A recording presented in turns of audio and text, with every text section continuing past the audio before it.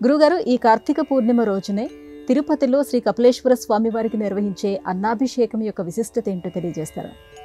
ఈ కార్తీక పౌర్ణమి నాడు ఈ కపిలేశ్వర స్వామికి తిరుపతిలో కొలువై ఉన్నటువంటి ఈశ్వరుడు కపిలేశ్వర స్వామి అంటారు. ఆయన గోవుల్లో విశిష్టమైనటువంటి గోవు కపిల గోవు అంటారు. చాలా ఉత్తమమైనటువంటి గోవు. ఆ గోవు యందు ఇష్టం కలిగినటువంటి స్వామి, ఆ గోవులాగా అభీష్ట వరాలు ప్రసాదించేటువంటి స్వామి కపిలేశ్వర స్వామి. ఈ కార్తీక పౌర్ణమి నాడు మీరన్నట్లుగా ఎక్కడా చేయనటువంటి ఒక విశిష్టమైనటువంటి ఉత్సవాన్ని స్వామివారికి, ఈ కపిలేశ్వర స్వామివారికి చేస్తారు. ఏంటండి ఎక్కడా చేయనటువంటిదంటే అన్నంతో అభిషేకం చేస్తారు. ఎక్కడా చేయరమ్మా. ఇది 250 కిలోల అన్నాన్ని వండుతారు. దానికి లెక్క ఉంది. 250 కిలోల బియ్యాన్ని వండి దాన్ని అన్నం కింద చక్కగా తయారు చేసి దాన్ని స్వామివారికి అభిషేకం చేస్తారు. అంటే ఒక లింగాకారంలో ఉంటాడు కదా స్వామి. చేసిన తర్వాత ఆ అభిషేకాలు మొత్తం పూర్తయిపోయిన తర్వాత ఆ అన్నం మొత్తం కూడా ప్రసాదం కింద అందరికీ పంచిపెడతారు. నేను మొట్టమొదటి నుంచి చెప్తున్నాను, అందరికీ పంచిపెట్టుట. ఇక్కడ విశిష్టత ఏమిటి? అన్నాభిషేకం ఎందుకు చెయ్యాలండి? దీపం పరబ్రహ్మలాగానే అన్నం కూడా పరబ్రహ్మ.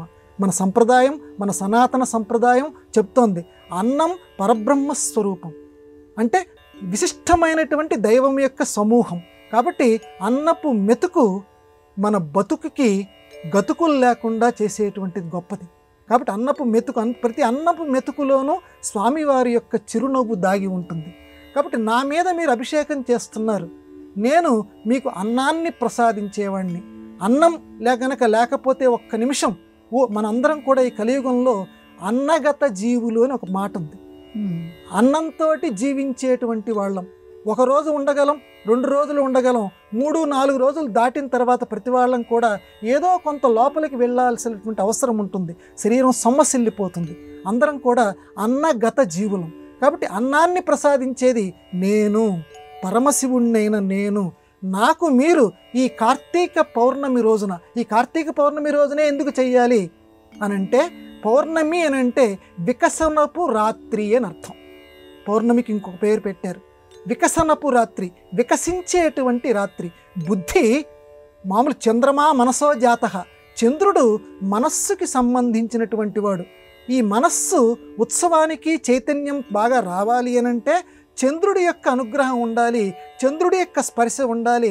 మిగతా రోజుల్లో కంటే కూడా పౌర్ణమి రోజు గనక మనం ఏ డాబా మీదకోకి వెళ్తే మనస్సు ఎంతో పరవశం ఉంటుంది. దానికి నిర్వచనం మనం చెప్పలేము. అందులోనూ శివుడికి సంబంధించిన, విష్ణువుకి సంబంధించిన ఈ కార్తీక పౌర్ణమి రోజు చంద్రుడి వలన మనస్సు చాలా పరిపక్వం చెందుతుంది, విశాలమవుతుంది. ఒక పువ్వు గనక సూర్యుడి యొక్క కిరణాలు సోకి ఏ రకంగా విచ్చుకుంటుందో, చంద్రుడి యొక్క స్పర్శతోటి, అందులో కార్తీక పౌర్ణమి స్పర్శతోటి మన మనస్సులు కూడా ఆధ్యాత్మికంగా విరబోస్తాయి. అటువంటి పవిత్రమైనటువంటి రోజున చల్లదనం కలిగించేటువంటి, కడుపుకి చల్లదనం కలిగించేటువంటి అన్నంతో నన్ను అభిషేకం చేయండి. అన్నం మీ అందరికీ శక్తినిస్తుంది, నేను ఆ రకంగా మీకు శక్తినిస్తానని చెప్పడానికి ఎక్కడా లేనటువంటి, ఏ దేవాలయంలోనూ లేనటువంటి ఒక విశిష్టమైన సంప్రదాయాన్ని ఈ కార్తీక పౌర్ణమి రోజున ఆ కపిలేశ్వర స్వామికి చేస్తారు. ఆ కపిలేశ్వర స్వామి ఈ కార్తీక పౌర్ణమి రోజున మనందరి యొక్క ఈ మానసిక పూజని గ్రహించి అందరినీ అన్నపానాదులకు లోటు లేకుండా చేయుగాక.